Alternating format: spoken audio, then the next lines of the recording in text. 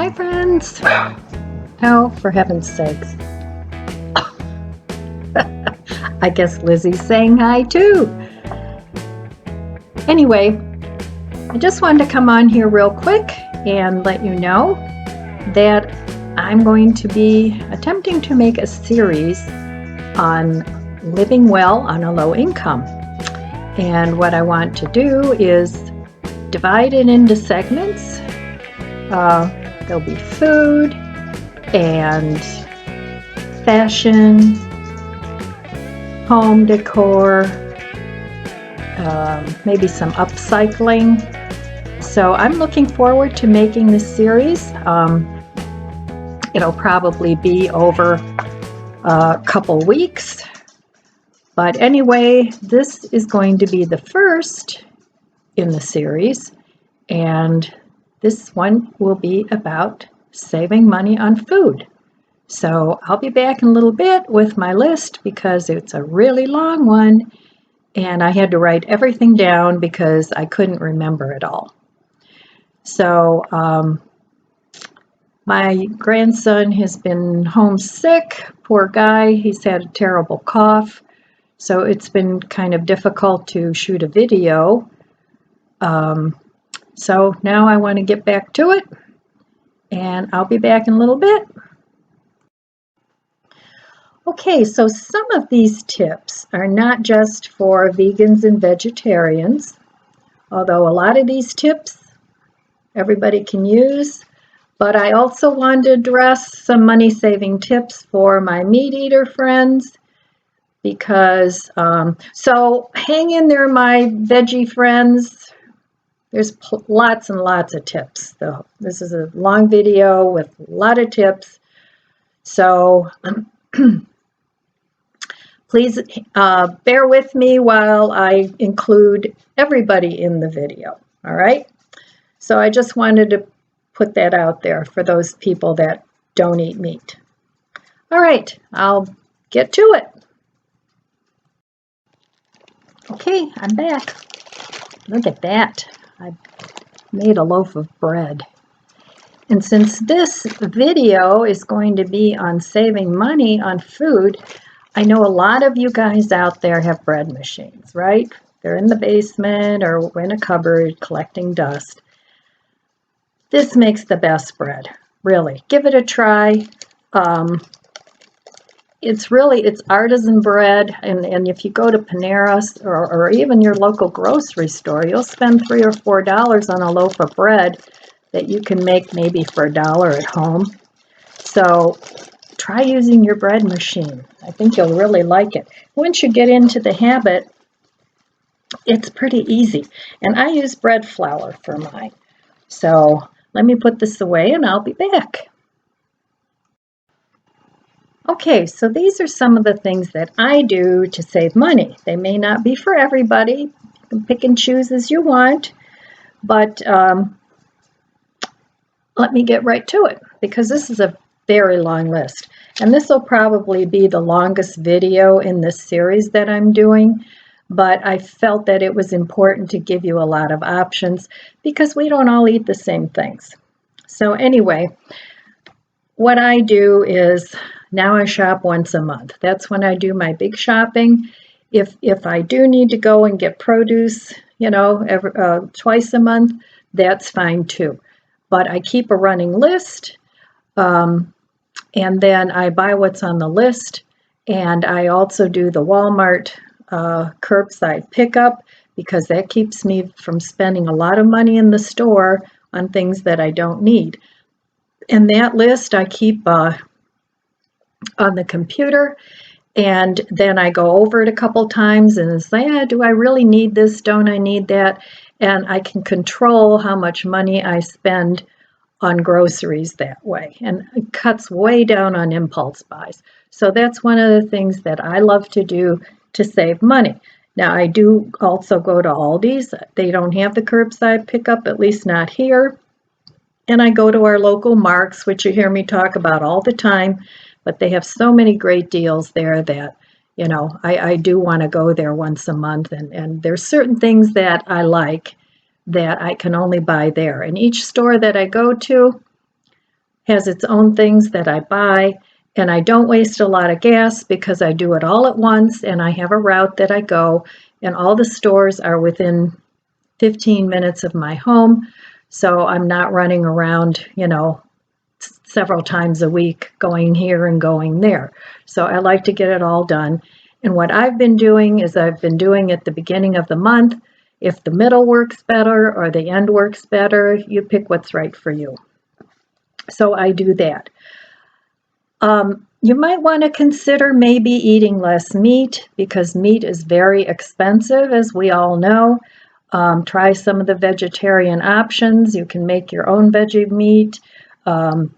Use things like nuts, things that are high in protein, even a lot of vegetables like kale and spinach. The dark leafy greens do have protein in them, so consider using some of those. And cutting back on your meat consumption will save you a lot of money. If you don't want to do that, and this is something that I used to do when I did eat meat years ago, I would buy the cheaper ground meat and I would brown it and drain the fat off, and then I would put it in a colander and rinse it under water, just briefly. You don't want to soak the meat, but I would just briefly rinse it under water, stick it back in the pan, dry it out a little bit, and it was good to go. It didn't have a lot of fat in it, and it really was a lot cheaper than buying the more expensive ground up beef. So you might want to give that a try. And then, of course, I would season it with whatever seasonings, and nobody knew the difference. Eat only one portion of meat. Really a portion is the size of your palm. It's not, this big. So eat only one portion of meat. Fill up most of your plate with vegetables or carbohydrates if you're not on a low carb diet, and that will save you a lot of money too. Make soup with your leftovers, whatever leftovers you have, like if you made a roast and you have drippings in the pan, or you made a chicken and you have bones. Any bones that you have, save them, put them in the freezer, and make a soup. You can save, if you eat seafood, you can save the fish, bones and stuff. You can save the shrimp shells if you have lobster shells, all that stuff. Gather it in a bag and you can make a seafood stock out of that. You can make a ham stock out of a ham bone. Of course, there's chicken bones, there's turkey bones. All those things, just save them in your freezer if you don't want to cook it right away, and then make yourself some nice stock. Of course, with vegetables, you want to save your peelings, all your scraps, and I do that in my freezer. Your tomatoes that are maybe not the best to eat anymore, whatever. Your produce before it goes bad, but you don't want to eat it anymore. Stick it all in the freezer and make a nice veggie stock. And it makes a beautiful stock. There's a lot of recipes. I usually like to brown my veggies a little bit before I make my stock. It gives it a nice rich flavor and a nice rich taste. So you check out a couple cookbooks and a couple recipes on making stock, because you can use stock for everything. So let me see what else. Freeze your cooked meat, whatever you have left, in portion sizes, rather than freezing a whole big pot of whatever you make. Freeze it in portion sizes. And I do that really with all my food, rather than freezing it in, family size things. But you have to do what's right for you. I mean, I'm a single person, so that works great for me. But even if you're a family, if you freeze it in serving sizes, everybody can pick and choose on those nights where you don't feel like cooking. Everybody can pick and choose their meal. It's almost like having a TV dinner. They can pick what they want. Okay, buy chicken legs and thighs if you're going to buy meat. They're the cheapest, and cook them like in a soup, take them off the bones, and freeze the meat in whatever recipe, however much your recipe calls for. Freeze it in those portion sizes, and that's the best way to stretch your chicken. Let's see what else.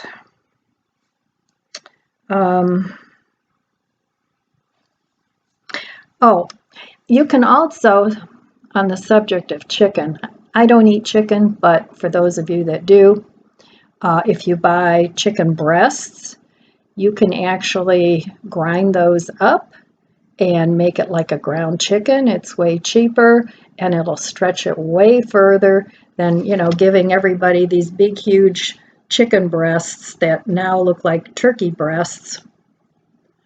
Must be hormones. Anyway, and also you can do that and freeze it and use it like any ground meat. Or you can take like a chicken breast or turkey breast, whatever it is you eat, and cut it, partially freeze it and cut it in half lengthwise, and freeze those or cook those and make 2 servings out of it, because nobody needs to eat a chicken breast this big. It's not healthy. It's portion. It's all about portion size. Stick with the portion size. Your body will like it. The earth will like it, and everybody will be healthier. Okay, what else? Keep a basic list of the staples that you buy all the time. Type it up or write it up and copy it, make a photocopy of it. And just keep a running list of all your staples. Now, I've learned that I used to go out and impulse buy and just throw this in my cart, throw that in my cart. But since I started doing this and keeping a list of the staples that I actually use, I've been saving so much money on food. And I buy the same things now that I know I like. I don't buy a lot of packaged or processed foods. I buy my flour, my rice, my pasta, whatever, and that's what I keep on my list. Okay, another barking malfunction. We have a lot of those here. Make a simple recipe book for yourself where you keep your favorite recipes and the recipes that your family likes. You'll be surprised at keeping a basic list of staples and a basic list of things that you buy, how many meals that you can actually come up with, and how many meals you can swap and, exchange and, make it Southwest one day and make it Italian the next day. And just by having the simple things available that you actually like and eat. Because I used to try a lot of new things when they came out, and I don't do that anymore because a lot of the stuff, it was still hanging around, and you try it and it's like, no, not for me. So figure out what it is you really, really like to eat, and then start stocking up on those things, and forget about all those marketing things that they're trying to get you to buy their new products, and you can't save money that way. Buy some good basic spices. Make yourself some spice mixes. There's tons of spice mix recipes on the internet. You can flavor up an Italian mix, an Asian mix, an Italian mix.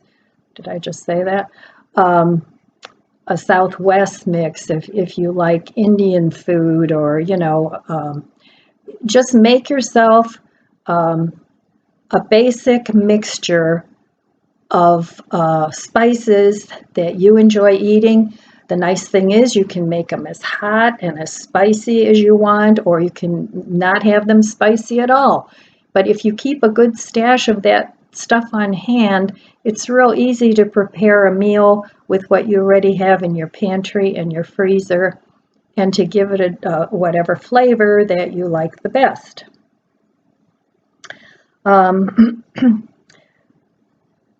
save containers. By that I mean glass jars, anything like that that are of a nice size.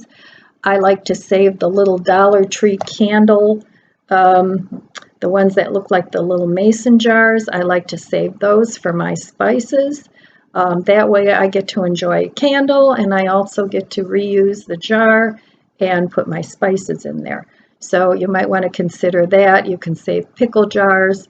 Those are good for making bigger batches, and that works really well too. You can also save some of your summer greens if you have too much of a green produce and you don't want it to go bad, then dehydrate it. If you don't have a dehydrator, then stick it on the very lowest setting in your oven. Put it on a cookie sheet, a single layer. Maybe cover it with a tea towel and leave it in there until it's very dry. And then you can blend kale and spinach and even lettuce, those sorts of things. Anything that's green, and you can make your own green, what do you call it? Anyway, your own greens powder. And, you know, that way you can store it in a jar that you've saved. And that's a very economical thing. You're not wasting and throwing away produce. The key is you have to check your produce often. When you're trying to keep your produce for a long time, you have to check it often. If there's anything that's starting to get a little funky, you take that off, or if you see that it's going to be going bad soon, then either dehydrate it or stick it in your freezer and put it in smoothies. But you can't let it go for weeks and just not look at it. And hold on a second, because I want to show you the lettuce that I bought at the beginning of the month, how nicely it's held up. I'll be right back. Okay, here's one of the heads of romaine that I bought. They come like usually 3 in a bag. And I find that romaine and also iceberg lettuce holds a long time. Now, I bought this at the beginning of February, and I wrap it like this, and then I put it in a green bag. Now, take a look at that. It's beautiful. It's absolutely beautiful. Now, I've had this, like I said, since the beginning of the month, and today is the end of the month, so this really works. But like I said, you do have to check it. You know, this has one little spot where it's starting to get a little brown. Now I'm going to take that off, and then I'm going to continue to store it. I'm going to wrap it in my paper towel. And if the paper towel gets too wet, you can always take it off, put a new paper towel on, or use a tea towel or whatever it is you use. But I reuse the paper towel after I let it dry because it's not dirty, it's clean. But this really, really extends the life of your produce. But like I said, you have to check it often. Otherwise, it won't work. Once it starts to rot, that's it. Party's over. Okay, consider growing an indoor garden. If you have a really bright window by a sliding door or something like that, you can plant seeds there and you can grow an indoor garden with things like lettuce and, you know, I mean, things that don't require a big, huge amount of light.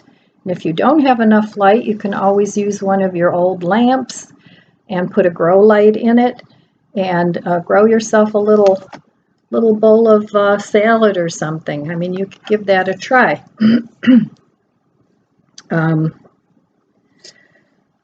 Now, if you are a meat eater, there's a product called textured vegetable protein, and we vegans and vegetarians are very familiar with that. And it's a dry, you can get it in granules or chunks or strips, but you can rehydrate it, and you can stretch your ground meat with it, whether it be chicken or meat or whatever, beef, whatever it is you eat. and you can rehydrate it with whatever flavoring you want. It's in itself, it has a very neutral flavor, so you can rehydrate it with bouillon or tomato sauce or whatever it is you're going to use it for. But you might want to consider buying some of that and maybe stretching your meat with it, because it does have a high protein count, and we plant-based people, we use that a lot in our cooking as a replacement for animal products. And also beans. You can put, of course, you can put beans in with anything because they're very high in protein as well. I really have a long list here, I apologize, but hopefully some of these things will be useful to you. And since this video is sort of for everybody, it's not for just, people that eat this and people that eat that, it's for everybody. So you can make your own baking mixes. You can do that with your breads. You can do it with your, whatever it is you bake. Your cake mixes, you can make your own cake mixes. Now, not all cakes have to have eggs in them. Some of them you can use milk and vinegar. The combination makes like if you use soy milk and vinegar, or any of the plant-based milks, you can make, it's almost like a buttermilk. So you don't really have to have eggs. You can use flax. That'll make like an egg-like consistency when it's mixed with water. You can use chia seeds. You can use plant-based. Now they have plant-based eggs, egg replacers, so you can mix some of that stuff in with your baking mix. Your baking powders can go in with the flour, your baking sodas, whatever it is you like to make, whether it's pancakes or cakes or cupcakes or cookies. You can make your own mixes. You can freeze your bread. Now, I've been doing this lately. I've always had a problem keeping bread, because when I do freeze it, a lot of times it develops the crystals, the freezer crystals. So what I've been doing lately is I've been freezing it in portions, enough for, a couple sandwiches.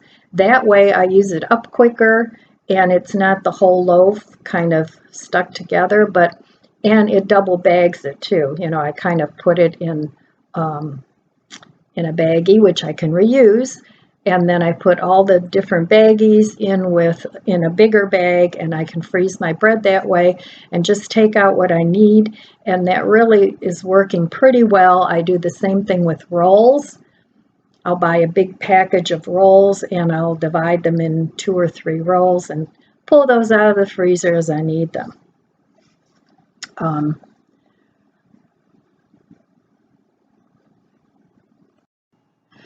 You want to consider to start stocking up your pantry.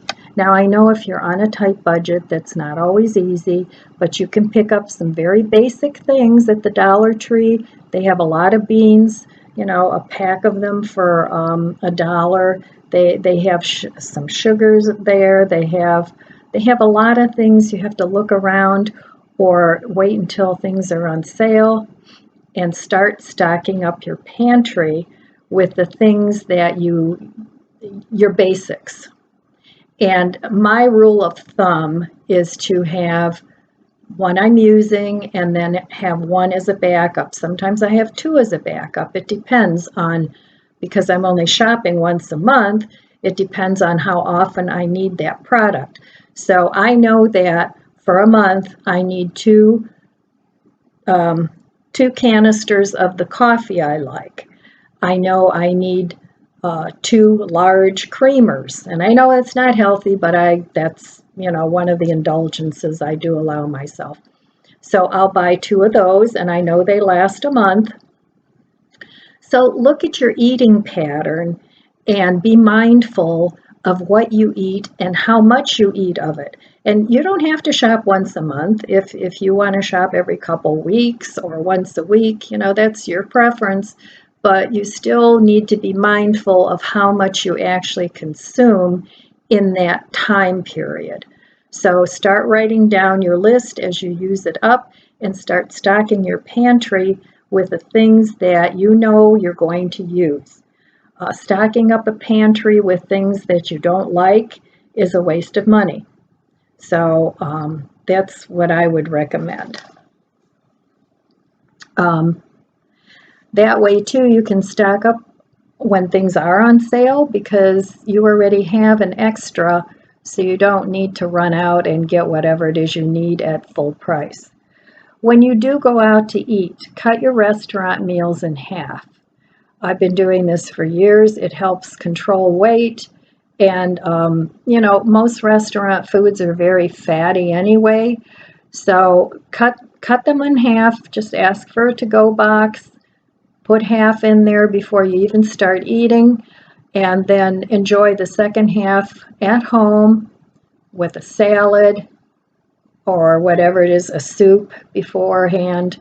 And that will help stretch the meal. Not only that, it makes it way more or less expensive when you do go out to eat. Or if your partner and you like to eat the same things, consider getting one meal and splitting it. That way you both have a good choice and it really cuts down on the bill. I already talked about this, freezing your leftovers in single serving portions. That way you can mix and match and combine to your heart's content and come up with a nice new meal. What I've been doing too lately is making a fruit salad. At the beginning of the month, I bought apples and I bought oranges. Well, a lot of us would be getting tired of eating just apples and oranges. I did buy grapes. I ate those a while ago. Excuse me. So eat your produce in the order that it starts to go bad, because grapes don't last as long as apples and oranges. Bagged lettuce doesn't last as long as celery and carrots. So sort of eat your produce in the order of when it goes bad. But I've been making a fruit salad lately because I have several bags of frozen different fruits that need to be eaten up. So I will cut up one apple, one orange, and then I'll put in a handful of whatever else I have in my freezer, and I let it thaw. I add a couple packets of sweetener to taste, whatever you like. And that way I have fruit salad for a couple days and it's delicious. You can put yogurt on top of it. That'll make it very healthy too. So consider trying to make some fruit salads with your produce. You have to put a little lemon in with it to keep the apples from turning brown though. So that's one thing I do. You can make your own potato chips. The other day I really had a taste for potato chips, and I didn't have any because I did eat the potato chips I have. If you guys have been watching me for a while, you know that's another one of my vices. I do like potato chips. I don't go crazy and eat the whole bag, but I do like a handful with a sandwich or something. So I cut up my potato chips. You can season them with whatever you want. Put them on a paper towel, on a plate, in your microwave, and keep an eye on them because they will burn, but you want to make them so that they're crunchy, but they do crisp up after they start to cool. So you can make your own potato chips, and that's about as cheap as you can get because potato chips are not cheap. You know, a bag of potato chips is $2.50, $3. I don't even know, depending on the size, but that's really a cheap alternative. You can also bake if you have stale tortillas that are starting to get a little hard. You could try softening them in the microwave between two damp paper towels, or you can cut them in wedges and you can do the same thing that you did with the potato chips with the tortilla chips. And you can season those however you want to. Enjoy them with some salsa or some guacamole, whatever your pleasure is. So you can do that. If you have leftover chocolate, and you can do this with dark or milk or whatever you have. I sometimes have bits and pieces of chocolate. I have a stash of chocolate because sometimes in the afternoon I like a little piece of chocolate with coffee. And what I'll do is I melt the chocolate and then I stick peanuts in with it, or I stick pretzels in with it, and I just make either chocolate covered pretzels or peanut clusters. You just take those and drop them on some wax paper, and you have a whole new thing to eat. Plus, it's really tasty. I love chocolate and nuts together. All right, what else do I have here? Oh my, this is a really long list. I'm thinking I might make this into 2 videos because I still have 2 pages here. Let me see. Let me be back. I'm going to read over this to see if I repeated anything. Well, I just took a look, and I actually have 2 more pages of tips on saving money with your food. So I think I'm going to cut this off here because this is already half an hour long, and I know some people don't like long videos. Some people love them, but I'm going to break this up into 2 parts. So tomorrow I'll try and post, if not tomorrow, the day after, I'll try and post the second half of this video. So anyway, that's all I have for you today. Hopefully some of these tips will help you out because we all like to save money on food, right? And the way food prices are going nowadays, they're just going through the roof. So, and you know, with the virus going around, it's impacted some of the shipping lines and all that. So that's another perfect example of why you should consider keeping a stash in your pantry and your freezer and your refrigerator, because it's just situations like this that impact all of society, and you don't want to be caught with a bare cupboard because nobody likes to be hungry. So, all right, my friends, I just wanted to say too, if you haven't seen the original video that I did a few months back, I'm going to leave the link below, and it was actually the first video that kind of caught on and took off in this series. So this is actually the second, not the first video, and I'm starting a playlist that'll also be below on the whole series. So if you haven't watched that original video, I'll leave the link below, and it's just a short video. So you might want to think about going and checking that out too. All right, I'll be back in a second. So, all right, my friends, that's all I have. I love you guys. I wish you abundant blessings, and I'll see you next time.